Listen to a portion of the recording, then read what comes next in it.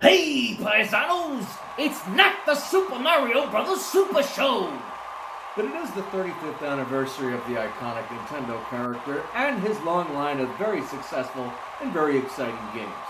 So, in honor of the 35th anniversary, and as a little departure from our traditional Lucha Review episode, we're going to take a look at some of the most important life's lessons that I've learned in my 35 years of playing Super Mario Bros. Games. So, tag yourself in, get out your pen and paper and take this stuff down, and let's learn about the nerdy and dirty.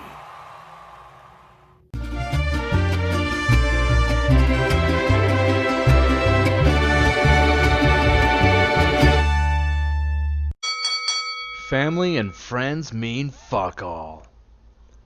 If you had any of the earlier Super Mario Bros. Games as a kid, then your friends hated playing with you, as did your little brother or sister. Games like Double Dragon and Contra allowed two-player cooperation, and they were popular for it, but Super Mario Bros. Was strictly competitive and remained that way for several years. If you were hosting company or if you were the older sibling, you always played first, and if you were the better player, then your friend or sibling had to wait for you to fuck up, and it was like having a shit so bad you had to do the MC Hammer typewriter to get to the closest public restroom, only to find that you have to wait some more because inside that one available stall is a dad teaching a 3-year-old child how to wipe his own fucking ass. The brothers eventually did start working together, and that's when being the better player was a curse, because your partner was either slowing you down or getting in the way, and neither of you had a good time. Get used to monotony. Take the most boring, meaningless part of your job, whether you're putting groceries in a bag or preparing funding documents for a loan. Or maybe think of a task that disgusts you, like shoveling elephant shit at the zoo. Go ahead, think about it. Got something in mind? Good. Now imagine having to do it for fun. The original Super Mario Bros. Game was a colorful world that challenged your timing and your hand-eye coordination, but it also trolled your fucking ass. Nobody pats you on the back for shoveling that elephant shit in this game, and similarly, Nintendo isn't patting you on the back for finishing 31 of the game's 32 obstacle courses. The game was comprised of 8 worlds. Each had 3 levels that led into a dungeon, and unless you were playing the 8th and final dungeon, then everything you did, every stressful death you had to sit through, was all for nothing, because your princess was in another fucking castle, and that leads me to my next point. Stockholm Syndrome is profitable. For most people, when you say video game, they think of Mario. And, for most people, when you say Mario, they think of frustration.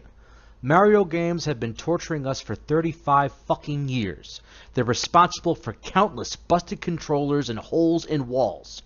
They ruin friendships and relationships. Their harder challenges are seemingly impossible, and we keep coming back at our own expense, literally and figuratively, financially and emotionally.